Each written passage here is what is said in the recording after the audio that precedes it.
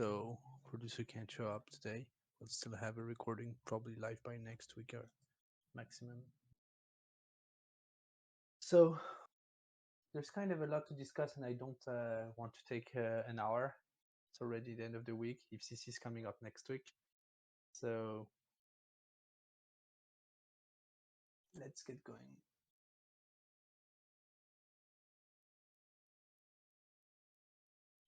We've hyped up a bit this community call because there's an important topic we wanted to get in. So yeah, but things have been going well at Paladin. I think Quest has proven its place in the ecosystem.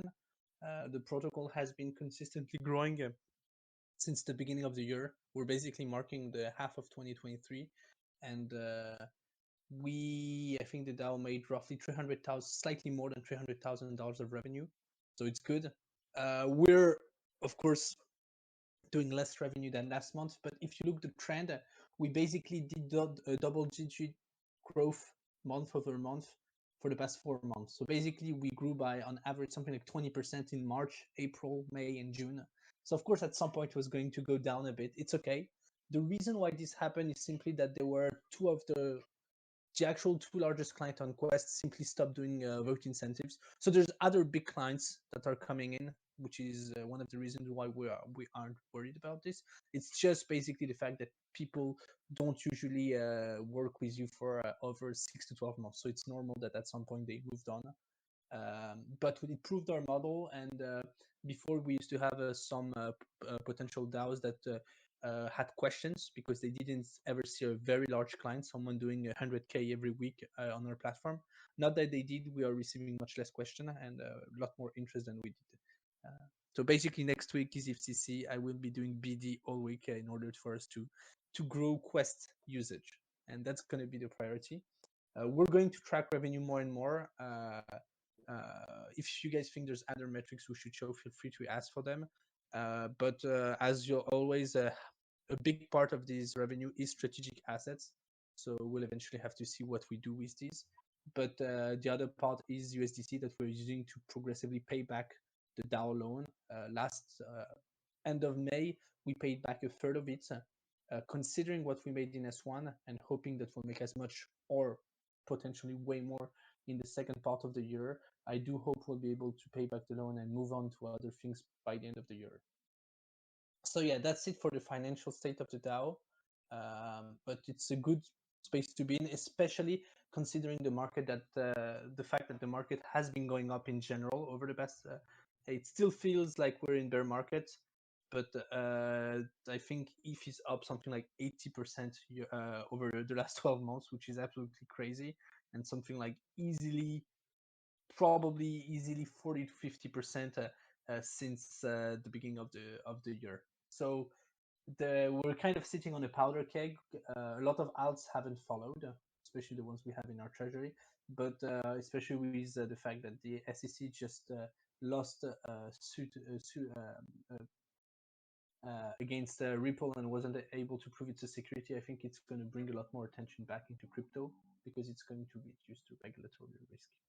So that's it. It's a good global market trend to be in. It's good that we consolidated a lot during the bear market. Now it's going to be we're going to be able to be much more decisive on the rest of the year. In terms of emission, so emissions on Arbitrum have started today. It's roughly 50% on the 60K pool. It's good. We're already starting to see some volume in the pool. Hopefully, we'll see more and more. If we think it's inefficient, we're probably going to be able to review our strategy. But I still think it's really important for us to have liquidity on Arbitrum. In terms of emissions, we've taken a bit of our time. You'll understand in a few slides why. We are asking to basically renew the program that we had before for the next 3 to 4 months. And yeah, basically not much is changing outside of this. We have liquidity, a bit of liquidity on Arbitrum. The only difference in this proposal, if you have some time and you're interested in this, please go check it out, is that we're asking to move roughly 20, 30%, 25% of the liquidity that's on Curve onto Uniswap. The reason why we're doing this is that we're going to replicate the strategy we've been doing on Curve on Bunny because we think there's an opportunity to acquire more strategic asset with a much more interesting multiple than the one we are getting on Curve right now. So it's basically just diversifying to raise the efficiency of the strategy we've been having. The goals haven't been changing. It's going to be a long road to get our treasury to the stablecoin size we hope to get. But outside of that, we're within the range. We slightly missed the target of Q2. That was getting to 80K of revenue per month. We're at 52 right now, and we're 73 last month. So we're quite close to doing $1 million of annualized revenue. I do think that if we're able to bring back some big clients onto Quest, we'll most likely blow this prediction by the end of the year. So yeah, my personal goal is that we basically get to a point where the DAO is making consistently over $100,000 per month at the end of the year. So it's up to us to work and get there, right? That's it for emissions. In terms of boosts, so we haven't done an official announcement or published an article yet, but we just pushed Pledge live. We've been starting to talk with a few potential users to get them on board, and once it will be live, people will be able to use this updated version of Boost of basically what used to be Warden. What it enables people to do is basically work a bit like quests, which means that instead of having to deposit your boost on the platform, you can just go and watch who wants to buy boost at which price and join them. So it's a different dynamic of purchasing and selling boost, and we think it will be much more successful. We're going to have to work on communicating, etc.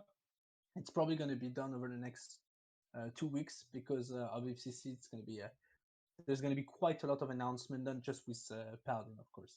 So yeah, that's what we're looking for boost. The problem we have, actually, I think that screenshot is outdated because we're managing 1.6 million VSDT right now. But we're making some revenue over it, but it's usually $100 or $200 per month with the marketplaces, especially VSDT. So hopefully with Pledge, it might multiply by several order of magnitudes the activity of that marketplace. So yeah, that's it for Boost. We're entering Endgame for it. Moving on to quests. Actually, no, my bad. Warlord. So Warlord supply has been kind of up only, which is good. You see, it seems to be like a downward spike. This is because someone basically unstaked from war to be redeemed. He asked for a redeem. The problem is that the redeem is rolling over, so there is no incentives. There is no redeem window for the next 10 weeks because we opened the Warlord 4 weeks ago. Actually, 12 weeks. So the person basically burned his token to be redeemed, and now he has to wait 10 weeks. So everyone is getting his yield plus all the yield they should get, which is why we basically are offering 51% APR, and this is going to be sustainable for the next 2 months. So that's actually very positive. Means that the protocol is working. Here's hoping that we can attract more and more users because of the APR and simply the ease of access. I'm personally using Warlord. I've deposited some assets in it. It's just you get ETH. It's super comfortable, honestly.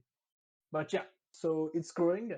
We basically earned $500 last month on Warlord, and the more we have deposited, the more it scales. Basically, to get a basic rule of thumb, the DAO is making 2.5% APR on the TVL of Warlord. So yeah, in ETH, which is something we should be clearly happy about. Okay, that's it for Warlord. We're gonna have some nice swag to distribute, by the way. So we're doing on the 20th a community event. If you're at ETC, you should definitely drop by. There will be some swag. I'm seeing French Tony's question maybe would be relevant. And yeah, I saw that Valentin already answered it, but for those who are not reading the chat, French Tony was asking if you can get out sooner based on new users minting more. And no, that's not how it works. Everything is deposited instantly. So you basically have to wait that some others users lock.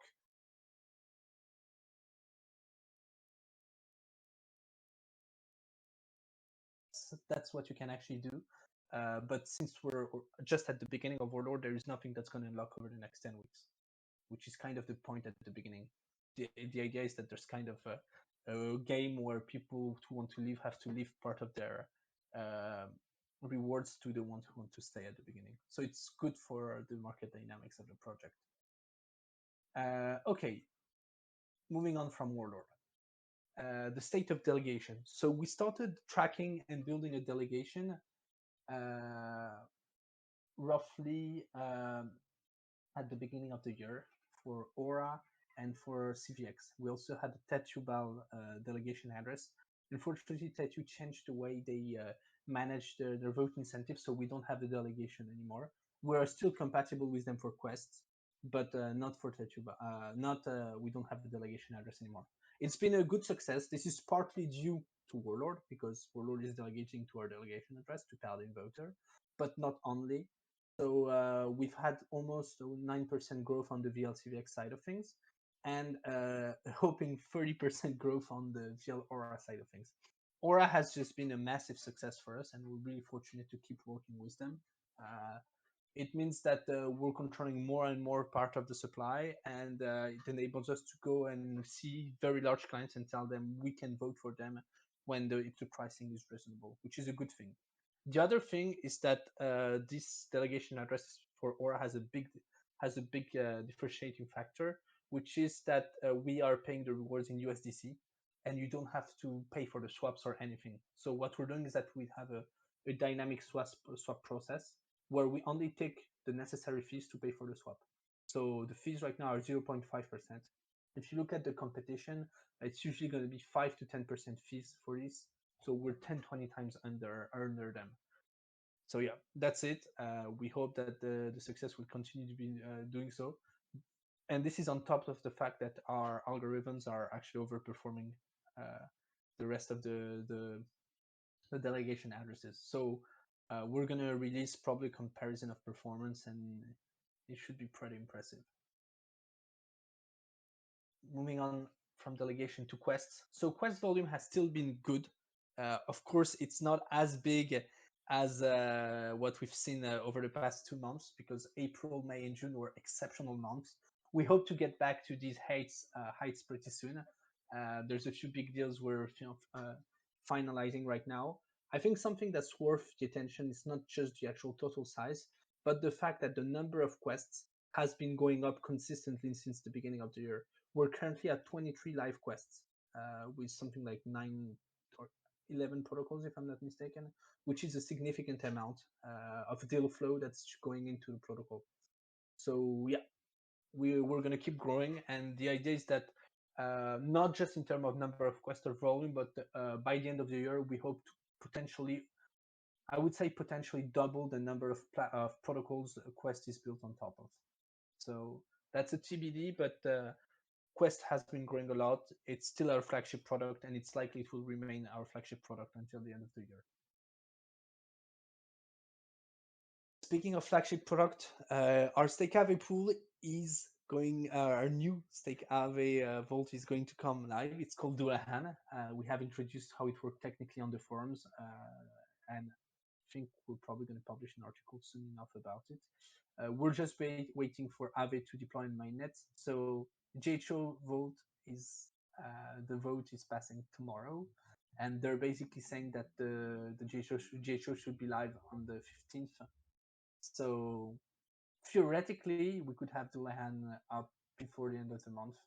Technically, it's ready. We just need to make tests to be sure there's no problem. But expect Dullahan coming pretty soon. And yeah, that's a very exciting, another exciting thing. It's also very intense because we released Warlord 1 month ago. Now we're releasing Pledge. Then there's Dullahan coming up, and we just keep on going. But we knew that if we wanted to be good for this summer, we needed to get everything down and just be there at the right time. So this is what we're trying to do, and I hope you guys don't feel it's too much at the same time. Speaking of some important and too much, you might notice that we've pushed back the point on tokenomics. So we're about to reach 20% of the supply circulating. To give you guys a bit more of an idea, the DAO currently still controls, if I'm not mistaken, 54% of the supply directly in the treasury, plus probably 3 to 5 more percent that's in the POL. So we have almost 40% without the POL. So actual, we have roughly a third of the supply that's locked and 55% that's staked. This is a good amount. It's been going down over the past 6 months for the obvious reason that we haven't reworked tokenomics, and which is why I think it's time to do it. We have created a new model that we hope will capture the interest of the DAO. The goal here is a bit different so that what we have built up until now. The idea is that we've done a research topic on the forums that I have just posted. It's been posted like 5 seconds ago. And the idea is that we're going to discuss together to see the optimal system we can come to, hopefully over the next month. We just have one large proposal because we wanted to have something comprehensive, not start from the grounds up. And once we have this, you can hear the pop of the notification of the proposal being posted, by the way. It's a research topic, actually, it's not a proposal. And the idea is basically, how do we make PAL more valuable? How do we create a token that's going to make sense compared to what we have built up until now? And solving a few other problems that we think we can solve with this, mainly decentralizing the emission management. So what we want to do is, instead of having a proposal every 3 to 6 months asking to manage the emissions, we think we should make them programmable. It's something we've liked a lot with Curve, but we thought it was very elegant. And the idea is going to have something a bit more adapted to us than just simple V tokenomics, which is not exactly what we're doing. We're building something called an emission allocator, and the idea is that as a DAO, we'll be able to add different subsystems that will get granted part of the budget, the total emission budget. So the whole budget of the DAO should come from this emission allocator and nowhere else. So that would it would enable us to create a much more programmable and predictable protocol in terms of valuation. And the idea would be that we'd have a very little number of subsystems at the beginning. There would be the Quest protocol on liquidity system that you guys know, which is basically just creating Quest with PAL to attract incentives to it and fund them with the POL. And then there would be a second subsystem, which is the actual tokenomics we want to really discuss about, which is something we call the vote flywheel. And users would be able to choose in which system they want to participate. So basically, let's say there's 70,000 PAL distributed every week. If 80% of the users are want to participate in the Quest POL, which is direct emissions for the DAO, there would be something like 56,000 PAL emitted to the Quest POL versus the current 48,000 that are being distributed. And the vote flywheel would have the rest. So how does it work? Basically, you choose with a gauge how you want where you want the emissions to go, and you can only participate in the subsystem you've directed votes to. So it's like a gauge system, but instead of having it weekly, we'd have to choose a different type of duration, but you'd be able to just vote once. You don't have to vote ever again. And we don't have to want to have another gauge system that's going to add another week in the lengthy process that is getting incentive on your pool, because already today you need to create your incentives, wait the next week for people to vote, then wait the next week for incentives to come in. And if you're on Aura, it's another week. And if you're on L2, it's even another week. And if you're on Aura on an L2, it's even another week. So imagine having to wait 6 weeks between the time you deposited incentives and the time you get them. It's ludicrous. We can't make this we can't add more friction to this. So what we thought is create something that we call the vote flywheel. And yes, we're going to meme a lot about it, hopefully. And the idea is that we're aiming to do 3 things with this. Create a flywheel around Quest, of course, but also creating buy pressure. So creating incentive for people to buy PAL, incentivizing HPAL locking, and preventing emissions from being dumped. So how do we do this? We do this by creating some kind of boosting system that we call faith. And the idea is that the more HPAL that you have, the more faith you have. And this faith, you can either use it or delegate it. So when you use it, you can use it at 2 steps. When you're creating a quest, you will get a pro rata share of the emission distributed by the vote flywheel inside of the quest you're creating, just by having the faith that you have or that was delegated to you.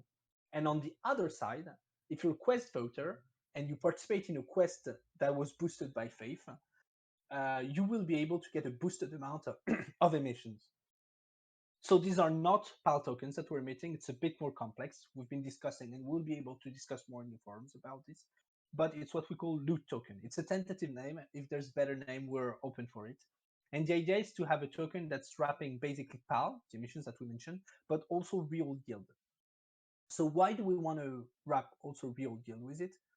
We want to do so because, of course, the emissions are not going to be here forever, but the protocol theoretically is profitable forever. So the idea is that while the emissions will go down, we expect the real yield to go up. So it creates a growing potential for these incentives to keep being there and keep growing. It's a bit like what Curve is trying to do with admin fees, for example. So that's where it gets interesting, because let's say you already participate in quests. That's great, and you already have PAL, even better for you. You participating in these quests, in quests that have loot, means that you will, for example, get your 5 cents per vote plus 2 to 5% of extra APR. My bad, depending on how much faith you have. So the idea is that with the vote flywheel, Quest becomes simultaneously the cheapest protocol to create incentive campaigns and the most lucrative protocol for voters. By introducing this system, we hope to become the best platform bar none with V2. And that's it. It's a proposal. It's a research topic. We remain open to feedback. The proposal is now live on the forums. There's a ton of different segments. It's a big one. We don't expect to decide in this research post the size, the amount of emissions the DAO is going to deposit, but it should be a substantial amount. Where the real yield will come from, there's a few proposals we can go over.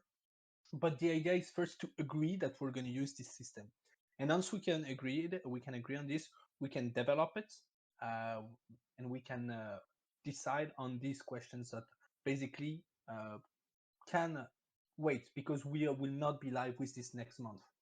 We will probably be live in 3 to 4 months with this, after, of course, this like month of the discussion. Okay, I think that's about it. I'm seeing already a few questions on it. We'll discuss maybe at the end of the meeting, because there's not much slides left. In terms of governance, so as I mentioned, we've posted an emissions renewal proposal.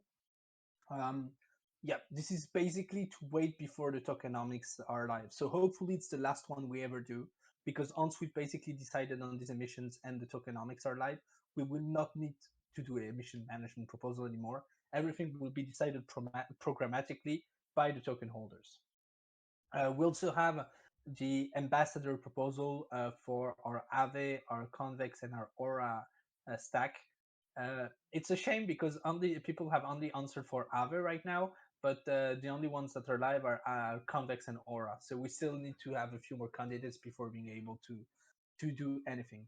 And last but not least, as I mentioned, the vote flywheel post is live. Please go have a read at it. Feel free to ask any question. If you think there's ways to make the system better, please feel free to say so. The reason why we haven't used the traditional gauge system, I think we've kind of mentioned it before, is simply that in terms of UX, it seems extremely bad to add another gauge on top of 1 or 2 gauge system. So instead, by having a simple boosting system, we're basically not adding more friction, even on the UX of Quest V2, which you will see once we release. We don't need any extra pages. We can add an analytics page, which we'll most likely do, but we don't need to add another page just for the vote or anything. And I think that's something very important, because we up until now have built projects that could be a bit too confusing. We can probably fill it with Word. We've tried to be much more minimal with this latest announcement. So yeah, I've gone through most of it.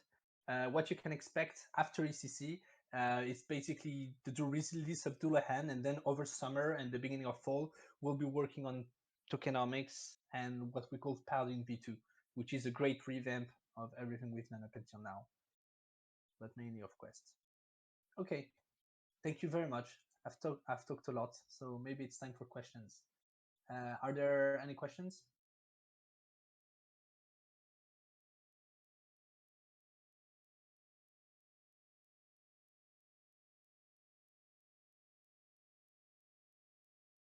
I see a question from Bozo.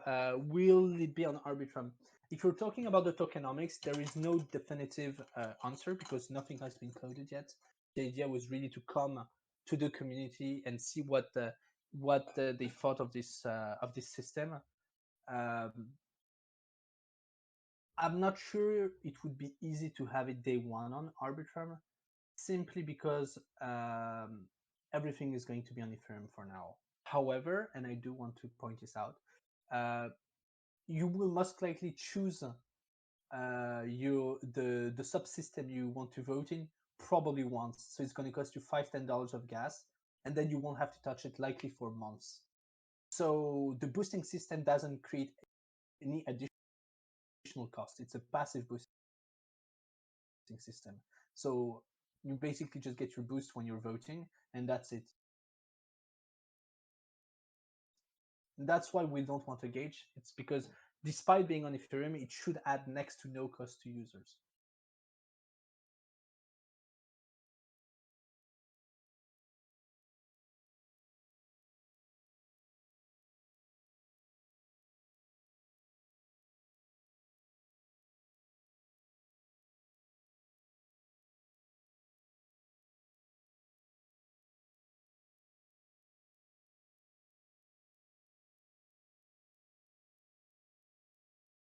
I see a few questions.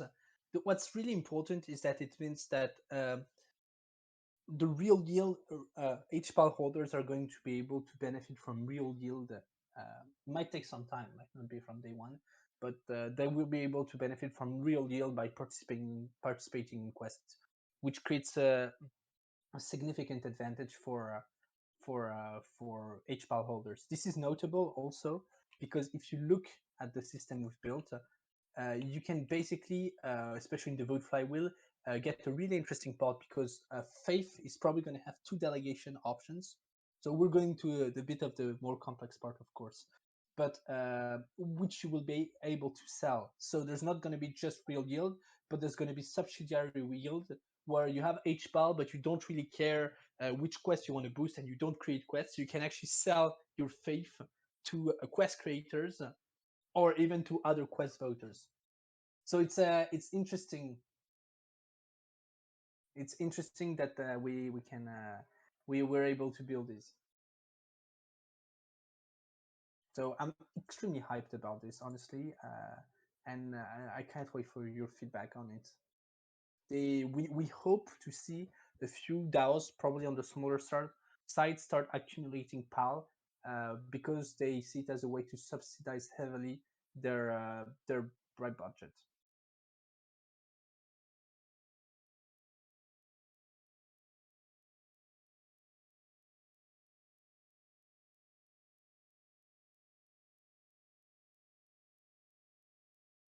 Yeah, of course, there are things that are possible and there are things that are not possible. So we tried to design a proposal that was technically feasible. We'll remain extremely open, but technically there are things that cannot be done because of gas cost or complexity. So we have also be to take this into account when building tokenomics, right? I don't think a lot of projects actually build from the grounds up their tokenomics publicly. Um, I think it's extremely hard because the process of interacting with in a DAO is extremely formal. So we wanted to give you guys a base culture that can be then modified depending on the needs and the criticism we see. So we hope that the discussion will be extremely and constructive because we will need to. We're basically betting a lot of the value of the project into these tokenomics. And when we will start this emission dripping, they will likely be significant. So we will need to be really good on what we do. I'm honestly extremely bullish on the system it creates because it's going to be much easier for people to sell quests. And it's also going to mean that instead of being 80 or 90% filled in terms of fill rate on Quest, we're likely going to be constantly at 100%.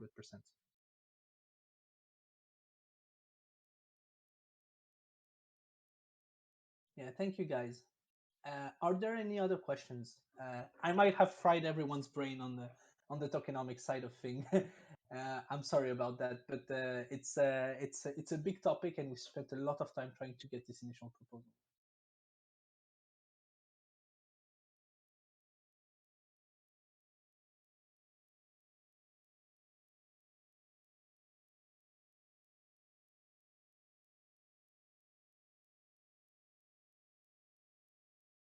Okay, I'm seeing French Tony writing a last message.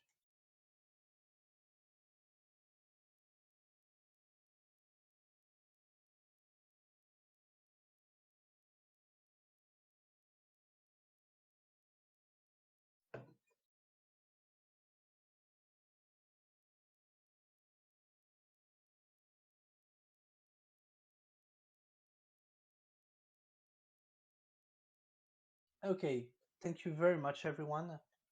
Thank you for showing up. I hope you're as excited as we are. You will likely see a lot of discussions about the vote flywheel in the forums in Discord. We're going to start talking a bit about it on Twitter too. So yeah, the goal is hopefully we can close down the discussions in a month and we can start going into prod after that, because we would like the tokenomics to be live before the end of the year. I think it's an important mark, and it's going to create a probably it might be the fuel that will enable us to go into the next order of magnitude. So yeah, thank you very much, everyone. If you are in Paris, please do come say hello. We are doing an event on the 20th. We'd love to chat with you. Plus, there'll be beer and free swag. So yeah, that's always that. Thank you very much, everyone, and enjoy the rest of your day.